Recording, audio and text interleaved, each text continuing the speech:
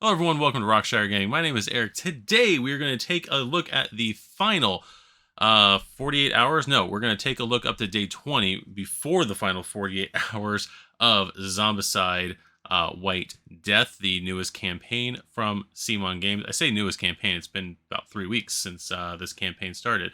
But enough yammering away from me. Let's go ahead and take a look at the numbers, see where we're at with this campaign, compare it to previous fantasy campaigns, and mindlessly ramble while we do it.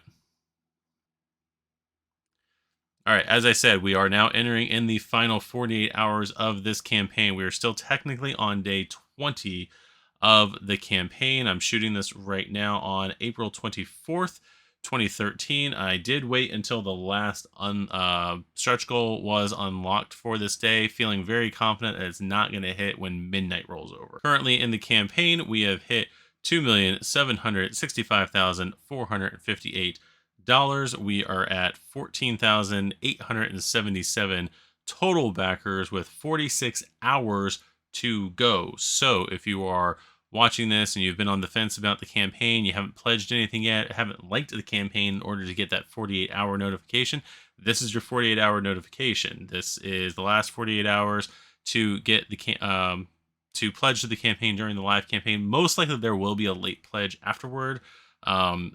Most every other CMON campaign in recent memory has had it. But this is, if you want to pledge during the actual campaign, this is your final notice. As you see right there, it says back this project, because I haven't done it yet because I am lazy. No, it's just trying to go over different things about how I want to pledge to this. So that's the only reason I haven't done it yet. I will have pledged by the time we do the next video. Speaking of the next video, I know we haven't even gotten into this video yet. We're only 2 minutes into me hitting the play button or the record button on this. But the next video, I still don't know what I'm going to do and when I'm going to do it.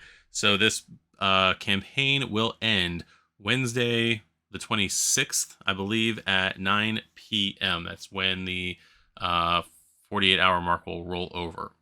Eastern time, by the way, for any of you watching in other time zones.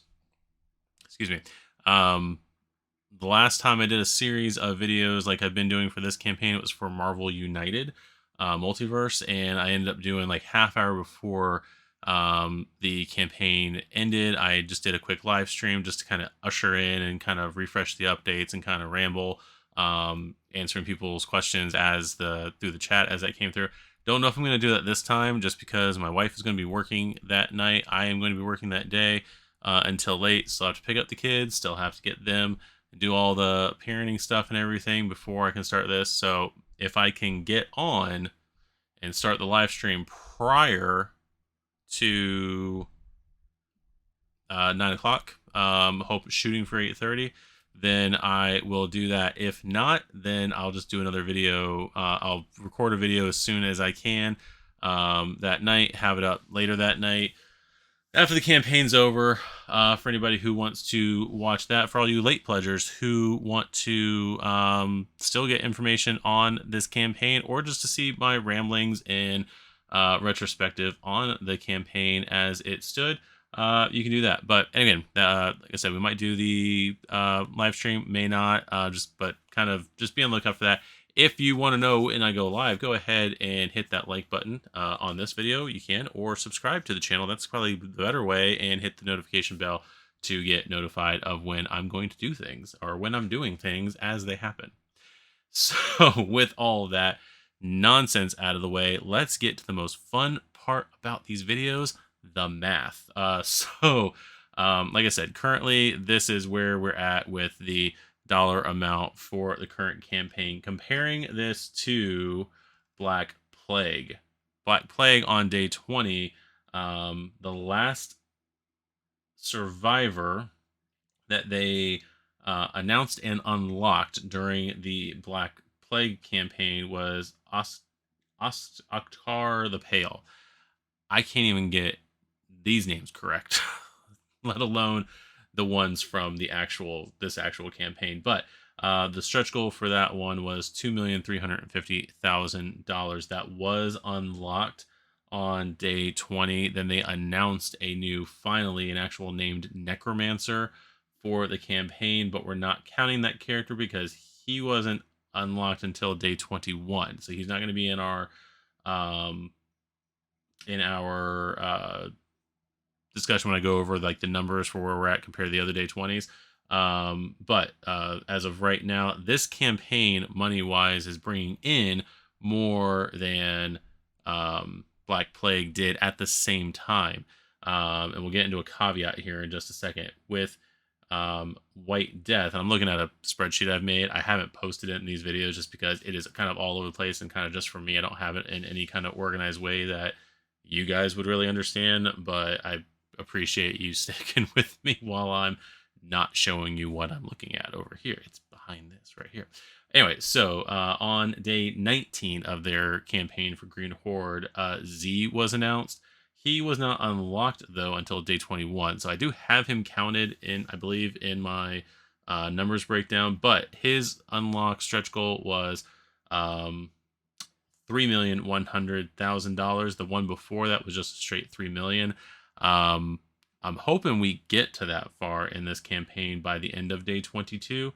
At the end of day 22, at the end of the day 22s for both of those other campaigns, we actually in Black Plague already exceeded where Black Plague was. In White Death, we've exceeded where Black Plague was at the end of their day 22. Day 22 on Green Horde, the goal was for Grayson Gruber, which was 3,320,000. So we'll see if this campaign, we got 2 more days left, see if they can get past that number. There are probably no more, I'm assuming there's no more add-on packs or anything. And if they do an add-on pack in the next 2 days, it's going to be for something that's not included in an all-in pledge. And we'll get to that as well here in a second. Now, the caveat to why those other 2 campaigns did overall better than White Death is doing right now is they both had like over a week left by the time the day 20 came up. Right now, we have 2 more days left in this campaign to fund it, unlock as many stretch goals as everybody possibly can. Day 20 for Black Plague was on June 28th of 2015. They still ran until July 6th, though they still had 8 more days left in their campaign as of day 20. 6 more days left after day 22. Whereas Green Horde, their day 20 was on June 20th, I think it was, and they still were going until June 27th. So again, they had another whole week until they were done with their campaign. So like I said, there's a whole another week with this. Those are 4-week campaigns. This is a 3-week campaign. So that's part of cost-wise. Also, Green Horde, for some reason, they started really high as far as funding anyway. So they kind of just had higher numbers that they were hitting during the whole campaign. The stretch goals were a little bit larger. So anyway, I don't know why I'm making excuses for stuff. It's not my campaign. But so with all that said, we are on pace with, we're outpacing Black Plague right now for where they were. Also, you got to throw in the fact that the other caveat to that is that they didn't have the 48-hour push during their day 20s. That didn't commit until later. So we'll see how everything shakes out later on. The closer comparison is going to be to Undead or Alive. On Undead or Alive, they had at this point unlocked, I don't remember who the character was. It's the one before Tilly. I know that in their campaign, but their last unlocked was at day 20 was at 2,480,000, which again we've passed, and Tilly was 2,560,000, which was unlocked on day 21 of the campaign. So that's where we're at with that. As far as total numbers of survivors, abominations, and everything compared to those other 3 campaigns, Black Plague had unlocked, and this is named characters. This isn't like extra this, extra that. Remember, as we said in the other videos, and I'm only repeating this in case this is your first video, but Black Plague had a lot of, and Green Horde did too, had a lot of a stretch goal being 5 more generic walkers that went into the main box, 4 more fatties or brutes as they're called now, that went into the main box, one more necromancer that went into the, went into wherever. When we're doing these numbers, we're only talking about named abominations, named necromancers, named something that makes more of a difference, than that has like a different ability than just like the generic stuff that goes into it. So at this point in Black Plague, there were 25 named survivors that were unlocked. There were 3 named abominations that were unlocked, and we had announced one named necromancer, but he wasn't unlocked yet. He wasn't unlocked for like a day or so after this time frame we're talking about, so I'm not counting him in the list. Green Horde, on the other hand, had 26 named survivors, 7 named abominations, and 3 named necromancers. White Death right now is sitting at 55 stretch goal survivors. That's stretch goals plus the unlocks. 13 named abominations, 6 named necromancers, 4 walkers, 1 runner, and 1 brute. That is just from the stretch goals and the daily unlocks. Comparison to Undead or Alive is that they had 58 total stretch goal characters unlocked, with 10 abominations unlocked and 8 walkers, it looks like, unlocked, from what I'm gathering. So one of the things I do have prepared, but I'm going to wait until the next video to talk about it, is the fact that I want to go over where we're at compared to this campaign with the other campaigns, like at the end, even though there is a week left in the other Black Plague and Green Horde campaigns, or there was a week left at this time frame because they're not active campaigns. I will, in the next campaign, compare character-wise and whatnot, where this campaign finished compared to them. Dollar-wise, we'll kind of go over too. We'll see how that goes. Kind of hoping that they can pull off beating Black Plague. I don't think they're going to beat Green Horde, but we'll see where that goes.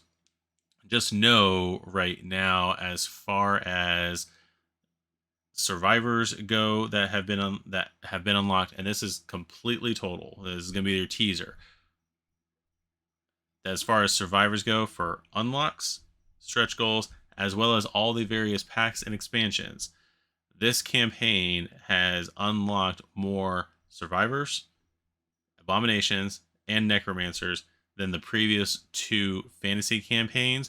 The only thing it hasn't beaten from the campaigns we've talked about is the number of abominations compared to Undead or Alive. So we'll see if this campaign beats it. But that's the teaser right now. Just know, yes, this campaign, as far as total amount of characters, is actually beating the other 2, each of the other 2 fantasy campaigns. But we'll kind of, in the next video, we'll go over like by how much, because I do want to let these last 2 days kind of breathe and go through before we dive into that. Plus, you guys want to see what the updates look like for this, so I don't want to keep on rattling off. So let's go ahead, and now that I've got my spreadsheet going, actually I'm gonna go bring it up and move it over so that way I can still see it when I'm talking about stuff. But let's go ahead and look at our first update, starting with update number 81, a universal ruler. So we unlocked this character right here that I'm not going to be able to say the name of because I think I tried in the last video and failed miserably at it. But we unlocked on the 22nd. Let me get back to my spreadsheet here. On the 22nd,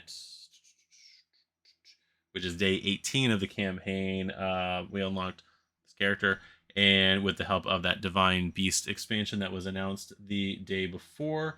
And we are now looking at getting Genghis Khan himself into the game. Now, this obviously means that the Khan abomination is not Genghis Khan, so they basically do make him his own survivor, kind of finally bringing in like a Mongol character into the game. Or if I didn't notice that there was one in there, let me know. But we finally got one in the game here. So Genghis Khan is a natural leader, and he gives orders to his fellow survivors, guiding them toward victory. As great of a commander as he is, the Khan is also incredibly proficient with the bow, and even more so with the blade in hand, He thins the horde with a hail of arrows before closing in swiftly to cut down the few zombies that remain. So he's going to have some ranged abilities. He's going to have some melee stuff. He's got, it says in here, guiding survivors towards victory. I don't know if that means something about his guard commands he's going to have. So there's that. And just remember, as always, stay frosty. So we're going to go on to the next update, which is the 82. It's going to be the daily unlock, a tale as old as time, which, yes, completely thought this was going to be a Beauty and the Beast reference. It actually is not. So we are going to get Kaguya. She is going to be a new necromancer character. This is one of those ones where I think this is like the first one over the last couple of days that people kept saying, oh, that must be the equivalent to Elsa from Frozen, just because of the reference at the beginning before the campaign started and the CMON live stream videos, the hint that was given in there, or potentially the hint that was given in there. But this is Kaguya. I don't think I've said the name the same every time, but she has returned from the moon with a vengeance, and now she wields powerful necrotic magic. Like other necromancers, she travels across the board, spreading corruption as she pleases, but she also spawns an army along with her corruption for protection. You better come prepared to deal with undead minions. So she's basically just like, as the corruption is going, just creating more or rising up more zombies. I have for her that she's comes from a Japanese tale from the Heian period. That's all I wrote down. I don't know why, because there's a lot more stuff in here, because apparently she's a princess from the moon. So that is pretty cool. So the hint for the next day, let's hold out for a hero till the end of the night. I thought, because I'm old, that this was going to be like some kind of a Footloose reference. I think other people thought it was going to be a Shrek reference. So we will see there in the next update. So update number 83. We're still on the 22nd here. So this was an interesting one. So I kind of read this as like a fine, here you go kind of thing. But they are going to be guard skill cards and chi skill cards. So these two sets of cards, from what I can tell, are going to be cards that if you're playing a game of Zombicide and you're using survivors who either don't have guard skills on their cards or they don't have chi skills on their cards, you can give them these cards to give them those skills so that they are not having a disadvantage in a White Death game. If you're bringing over your Black Plague characters, or if you're bringing over your Green Horde characters, if you're bringing over your stretch goal characters from this game that don't have chi abilities, which I feel like there's going to be a lot of them, you can give them these generic-ish chi cards, and then they can, or the other ones, the guard cards.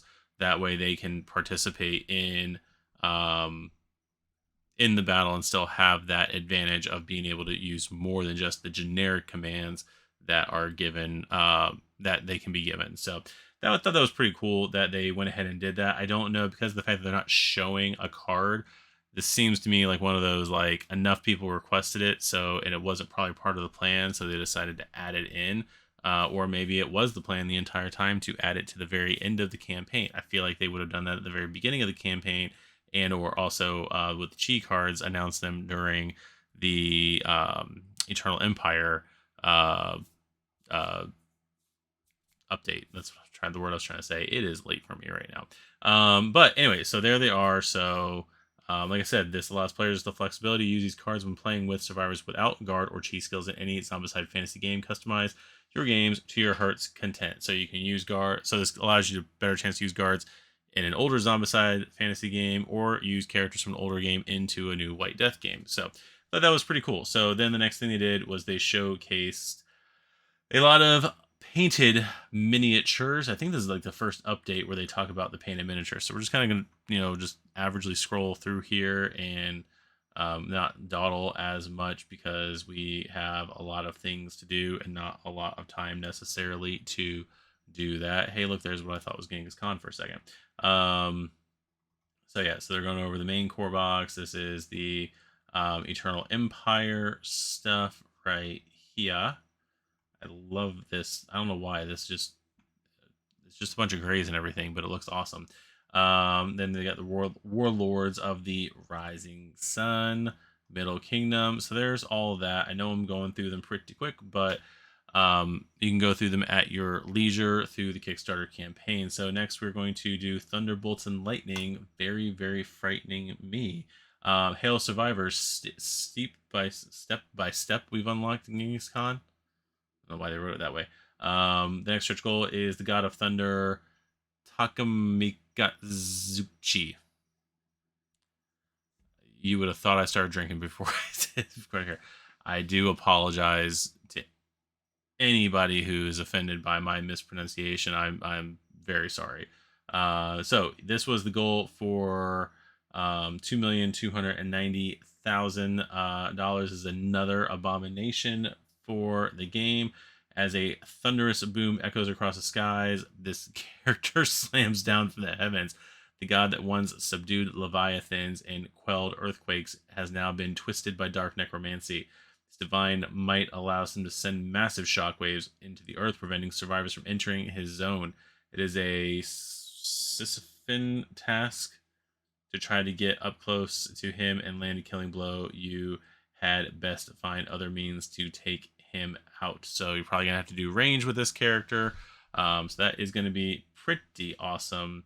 So there is that update right there. The next one, that was the last one announced on the 22nd. Now we're going to go on to the 23rd, so day 19, and look at the daily unlock, which was against the odds. We are unlocking Sanada Yukimura. It's going to be another survivor character for the game. I have this character was a samurai from the Sengoku period and defender during the siege of Osaka. I feel like this is one that people, for whatever reason, because of like there was no like certain symbols on the character and whatnot, that a lot of people felt like this was just a generic generic artwork for this character. I don't know a lot about the lore and everything like that, so I can't really comment on that, and I'm don't want to get involved with that one. But this is the unlock that they did for the daily for day. I know it says day 19, but it's day 18, but it's day 19 because they didn't on day one officially they didn't do one. Technically, when this came out, the day didn't start really until like 3 o'clock, but even then they're like, it's weird how the days work with this campaign. Day one officially didn't have an unlock. Like day one of the campaign, they didn't start doing until day two, but they called it the day one, day whatever. Anyway, so this character, legendary hero Yukimura, excels in battles against overwhelming odds, striking hard and fast, dispatching numerous foes within mere seconds. His fighting skills are honed to perfection. He even seems to fight even harder when outnumbered, making him a formidable opponent on any battlefield. So maybe he might get a boon when he is surrounded by a lot of enemies. We won't know for a long time. So that is going to be that character. Tomorrow's visitor is going balls to the wall. So that is that update right there. Moving along. This is kind of a spoiler, I guess. Usagi Yojimbo, Massive Darkness 2 crossover, and Plastic Tokens. So this update had 3 add-ons to get that were announced over the weekend. I believe, yeah. This was announced on Sunday. So as we scroll down, we have Usagi Yojimbo, who is. I have to go actually through, and I apologize I didn't do it beforehand. I know this is a TMNT reference character. That's where it basically comes from. Beloved character in the world of Miyamoto Usagi is a beloved character in the world of Usagi Yojimbo, a comic created by cartoonist Stan Sakai. He first appeared in 1984 and has since become a popular icon with numerous comic book series, toys, and even an animated television show based on his adventures. Today we're bringing this honorable character into the world of Zombicide fantasy. for you to use in any of your Zombicide fantasy games for $10. So it says Usagi Yojimbo here, but then down here it's Miyamoto Usagi. Brave Samurai Rabbit is forced to be reckoned with. With his quick reflex and deadly precision, he can dodge and strike with ease. His trusty katana is always at the ready, and with a swift jump, he can move effortlessly through the hordes of undead. Makes a true asset to any team of survivors. So the thing with this that I find interesting is that it says comics and whatnot. This, I think most people are going to think this is a TMNT reference. Technically isn't. I know he's had crossovers with TMNT, but I think he was like a whole separate thing. Then that they just, for some reason, he crossed over with the TMNT comics and whatnot, and I'm pretty sure maybe the show. I don't remember. And again, I've completely forgot this was announced over the weekend, so because I was looking a lot at the stuff that was announced today. But so I completely forgot about that. I love the sculpt and everything. Again, he will be great with the turtle stuff. But again, it's not necessarily a TMNT reference.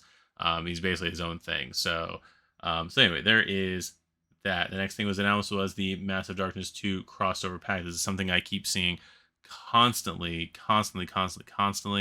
in the comments for the Kickstarter. I don't know why I'm brain farting. But this is optional buy, gives you the opportunity to bring non-exclusive survivors and zombies introduced in Zombicide White Death Kickstarter into Massive Darkness Crew. It contains cards for the following: the 6 heroes and the 2 roaming monsters, being the Khan Abomination, the Defiler Necromancer from the main core box. From Eternal Empire, it is going to give you the 6 heroes from that box and the Warden Brutes as a mob. From Divine Beast, you're going to get all 4 Divine Beasts as a roaming monster. TMNT is going to allow you to do the 7 core heroes from the box, the Foot Soldier as a mob, Shredder as a roaming monster, and then 14 item cards. Please note that the Master Darkness crossover set only contains the cards for these characters. You'll need to acquire the corresponding optional buys to have the miniatures to use them. You will also need a copy of the Master Darkness core box to use this item. And they do say here, let's see, although the Master Darkness 2 crossover only includes cards for non-exclusive characters, as part of our agreement with the licensor Jenica, the Kickstarter exclusive bonus from TMNT,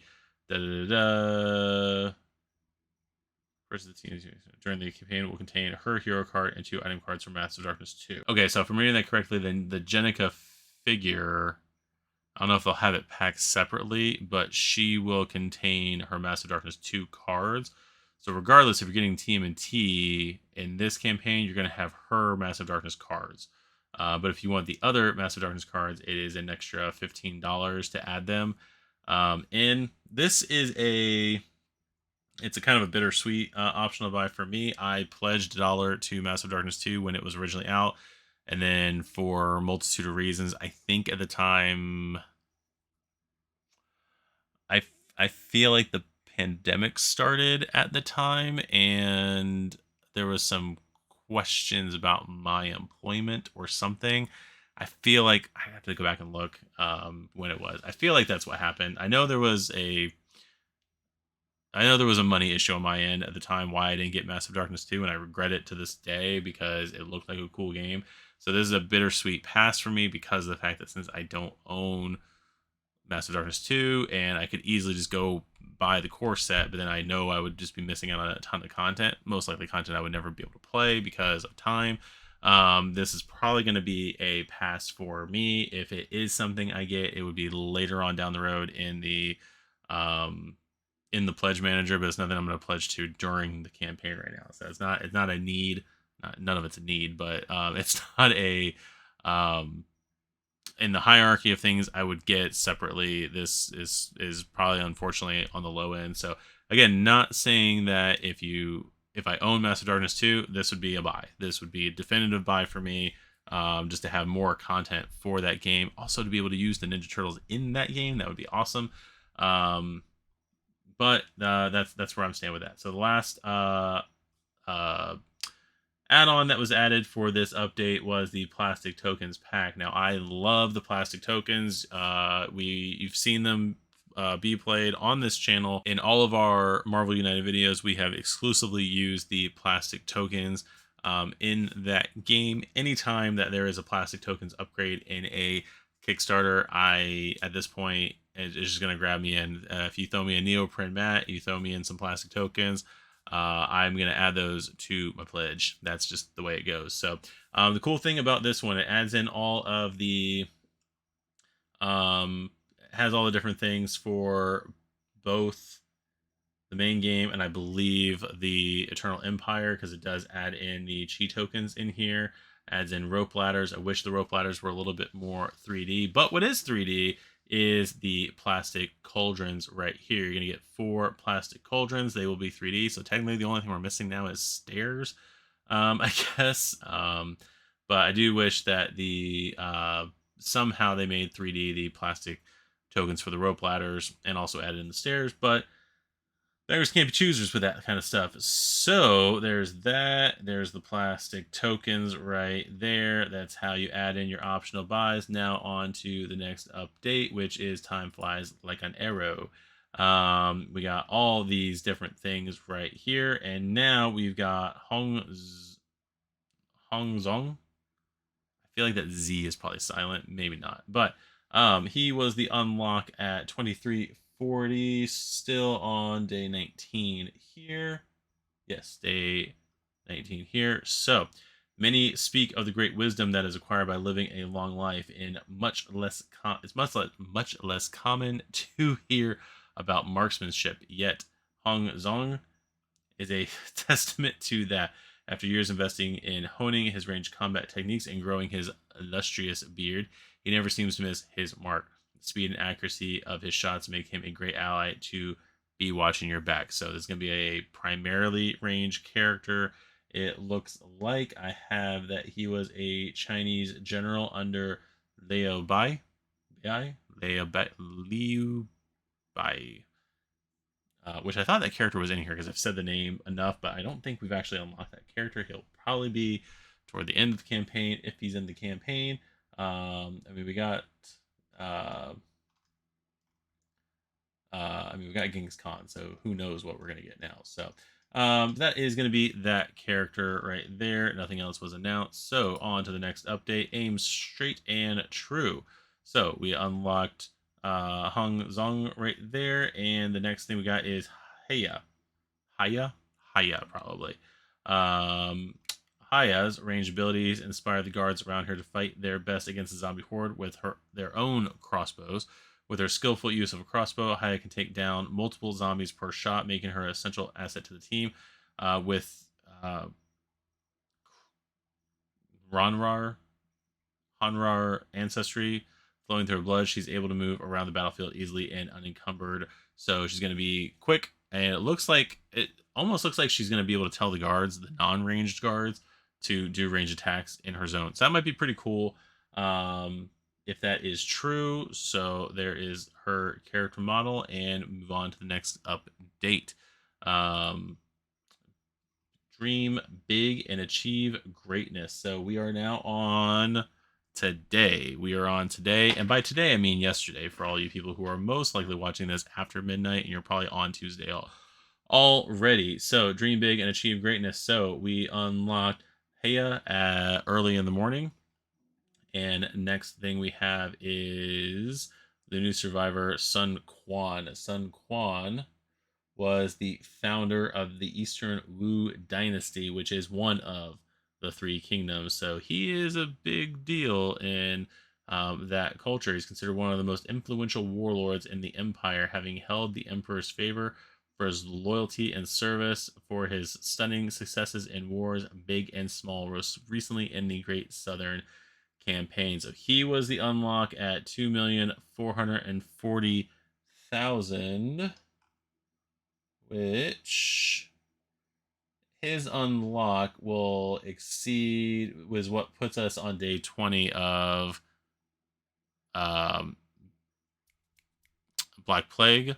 actually has us now finally past back Black Plague. We were still trying to catch up to Black Plague at this point, but this is where this campaign passes Black Plague. Again, Black Plague most likely had a big giant push during its last 48 hours.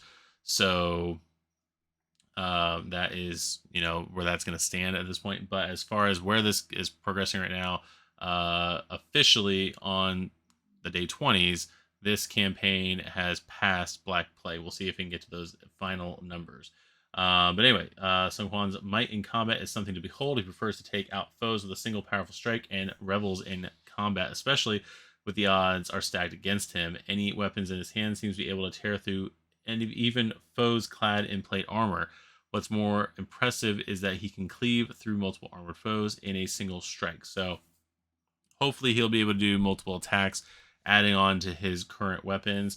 So that's going to be pretty interesting. It's one of the things that I know people have said something about it in the comments, but when you have characters like this who definitely have, it looks like, a specific sword, like the Warlord characters, they all look like they have specific weapons, and I don't see anything on here that just says a figure and ID card.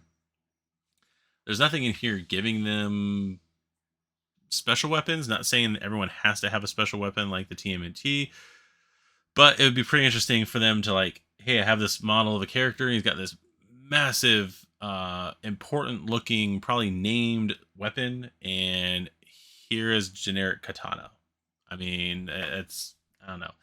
I just wish they would have given him something, even if it's like, even the mechanic of, hey, we've got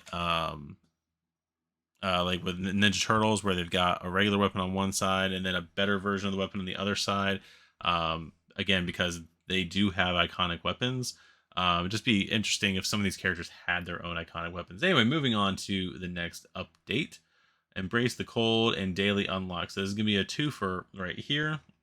So we unlocked Sun Quan this morning at 2,440,000, exceeding the current level of Black Plague at that point, and we now have Yukai Una. It's going to be a Necromancer character, our first named Necromancer in quite a while. The last named Necromancer that I have that we unlocked was on day 6, and it was the Death Notes.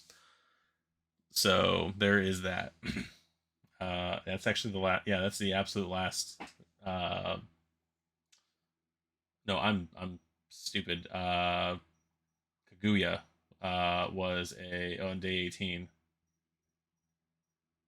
So before Kaguya, it was the Death Notes. You know what? It's the same video. I'm in the same video. I've already mentioned both of these characters. I completely forgot about the first one. I don't know why I'm so stupid.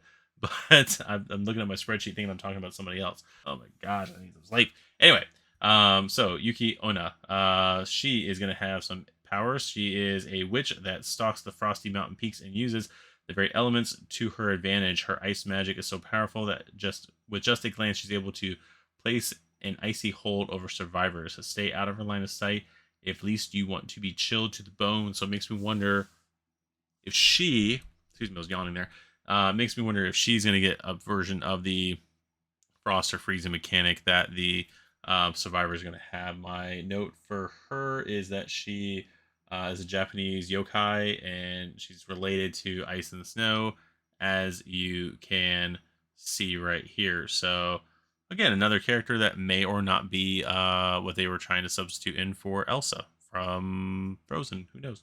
Anyway, so the next daily unlock. Oh no, that was the stretch goal.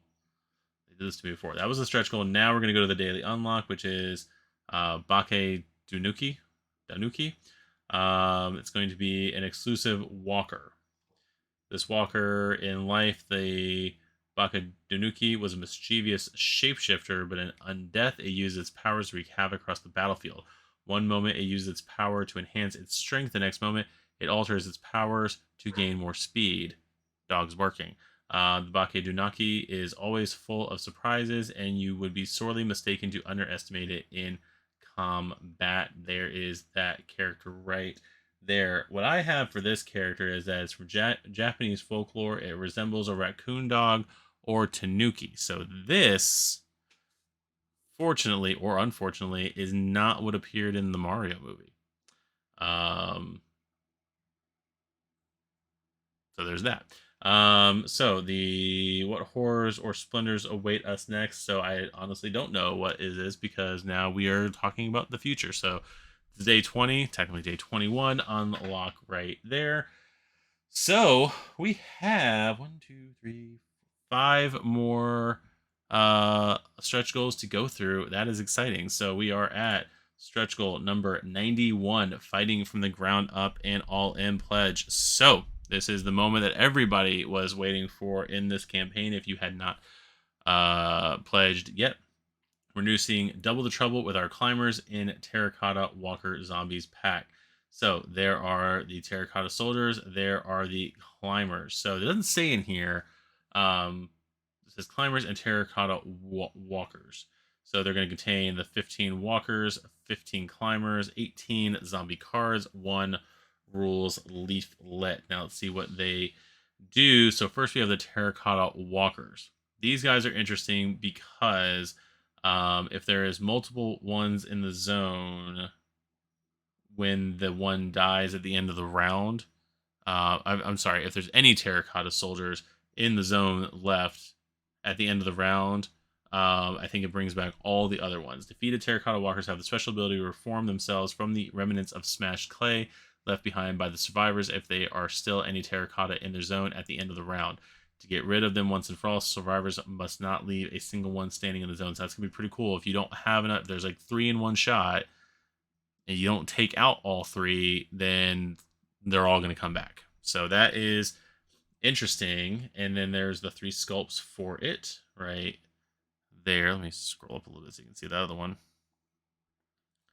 So there is that right there. And then climbers. It just says climbers. I'm assuming these are going to be the same rules as walkers, but it doesn't say. It has its own thing. So anyway, these formidable zombies have evolved long fingers and claws, which they use to climb over obstacles. Ramparts, barriers, and ledges will not keep these climbers at bay. Survivors must be prepared to defeat these fellows when their defense is inevitably breached. So these guys are going to run up to the wall. They're going to climb the wall, and they're not going to care that the wall is there, and they're just going to steamroll over everybody. And there we have that. So that is going to be another optional buy. It does update the, as they're going to add the deadbolt walkers as a mob in the Massive Darkness 2. So they're updating that. So that was an update for that. Anyway, so that is that. There's how to add that optional buy. So now that the last pack has been announced, they finally announced the Avalanche Pledge. It's going to cost you $380, and this is basically a gameplay all in. They even says up here in the first paragraph, as the campaign is reaching its end, we'd like to offer backers a convenient way to get all the gameplay content offered, as well as a nice deal for it. So today we're introducing the Avalanche Pledge. You're going to get $40 off all the expansions.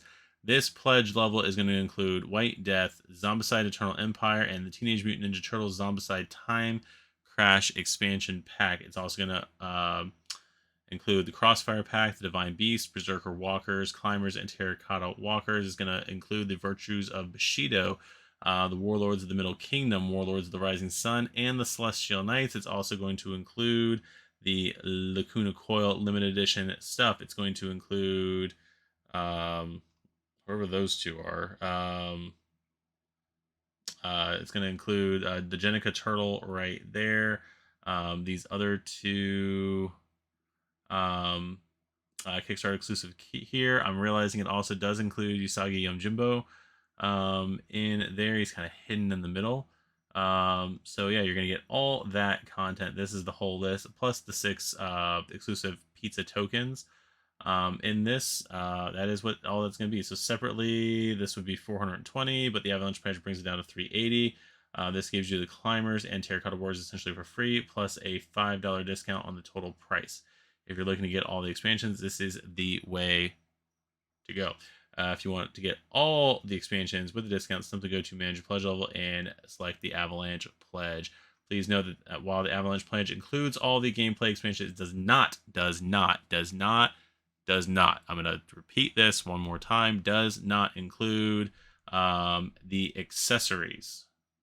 If you want everything offered, you'll have to add those in. So the 3D battlements, the plastic tokens pack, the extra tiles pack, the massive darkness 2 crossover pack, the frost dice, and the jade dice will not be a part of the all-in.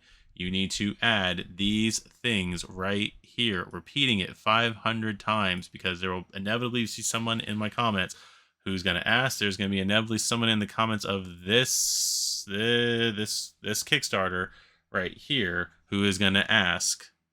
These things that I've got highlighted right now are not part of the all-in pledge for this game. So I'm going to quit emphasizing that not. I'm going to quit emphasizing this and go to a triple threat. So yeah, I think that is the last thing and like non-stretch goal announced for this update. We are at I've been recording for 48 minutes, but anyway, a triple threat. So we're going to have, there's all these things that helped us unlock that stuff, and then we're going to have Akuni. Akuni is going to be our next unlock at 2,560,000. She is as graceful on the battlefield as she is on the stage, allowing her to slip past even a horde of zombies easily. Since she rarely performs alone, she benefits from having a supporting cast close by. While she may not be the most experienced fighter, her true strength lies in her ability to improvise and coordinate her attacks alongside her fellow survivors on the battlefield. I have written down here that she was a Japanese shrine maiden, and that she potentially invented the dance style known as kabuki. So there is that. Didn't see anywhere where she was like a combatant or anything like that, but yeah, so there is going to be that right there. And as we move on to the next update, 1 shot, 1 kill, 1 life. I don't know. So again, we're gonna, every time for the rest of this day, they're gonna keep on advertising all these things here, and then we're going to get to Sakai Magoichi. Sure. I have written here that he was the leader of the Sakai Ikai. Whatever that was. I didn't go too much more into it. He's one of the first leaders to make extensive use of gunpowder and the arquebus. It's a firearm that uses black powder to propel a small lead ball at incredible speeds. So as you see here, he includes his figure and ID. I don't think he includes a gun. I don't know. There may have been 1 or 2 other characters, I didn't notice them, that use a firearm in this game, but they don't have the weapon cards, as far as I know, unless they're in the main game. They don't have the weapon cards to show that they're using firearms. So again, it's another thing where maybe you at least want to give them a starting weapon with a firearm, and maybe create a vault, unless there's vault weapons that are firearms. So basically, he's going to be waiting for the firearm to be drawn. I don't know. So anyway, his yields wielding firearms made him an exceptional marksman, being able to hit targets from impressive distances.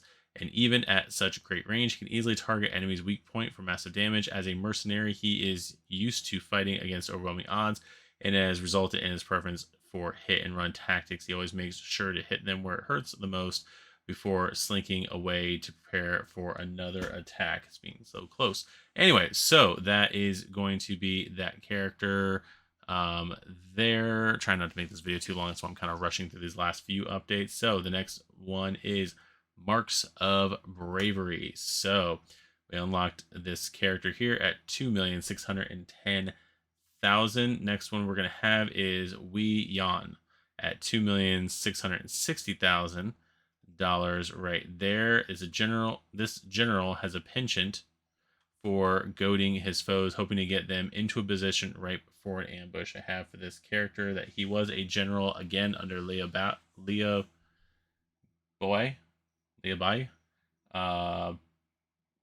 under the Three Kingdoms era again. So it's another Three Kingdoms.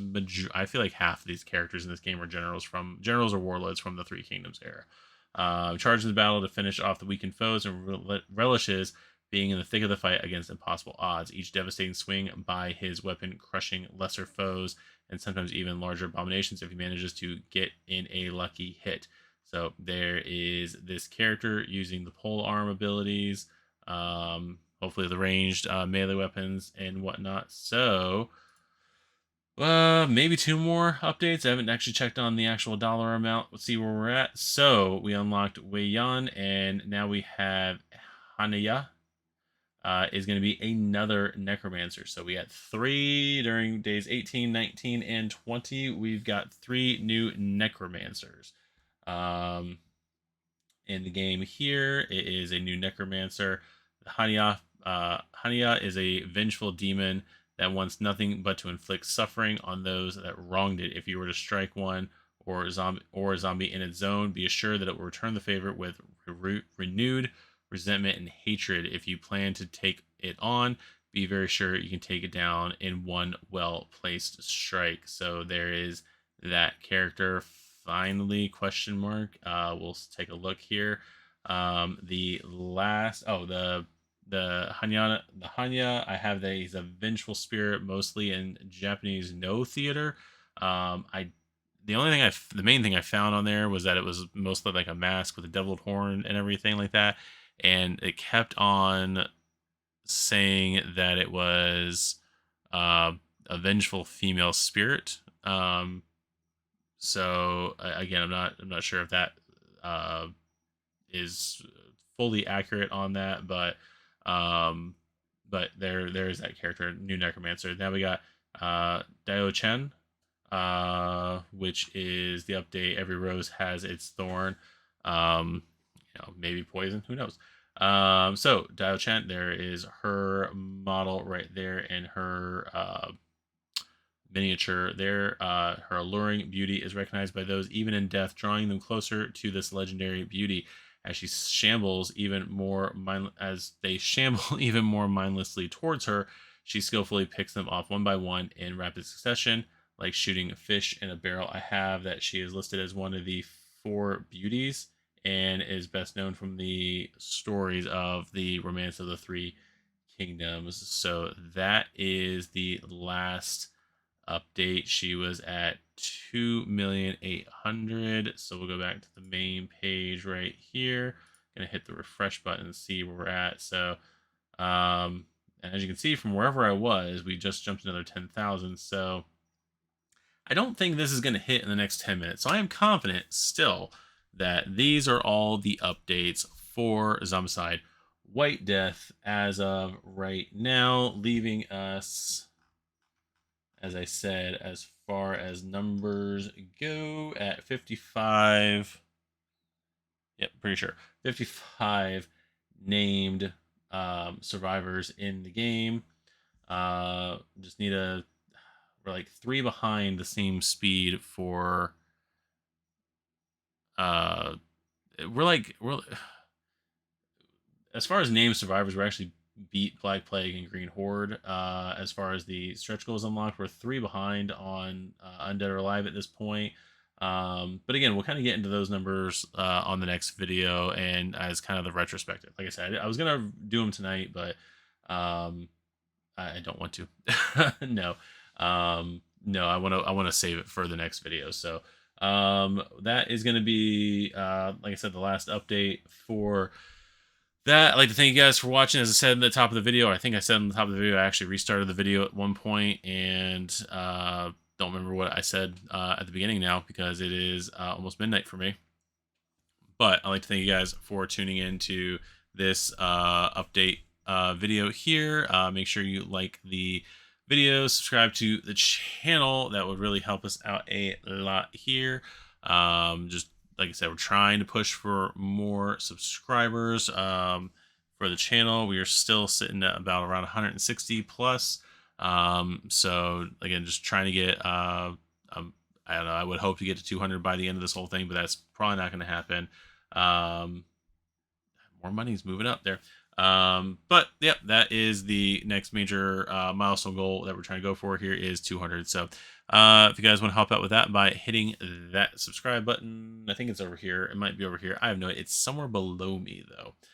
that would be greatly appreciated. But in the meantime, I have been Eric. This has been Rockshire Gaming. This has been Zombicide White Death. And I'd like to thank you guys for watching. We'll see you in the next video. Bye.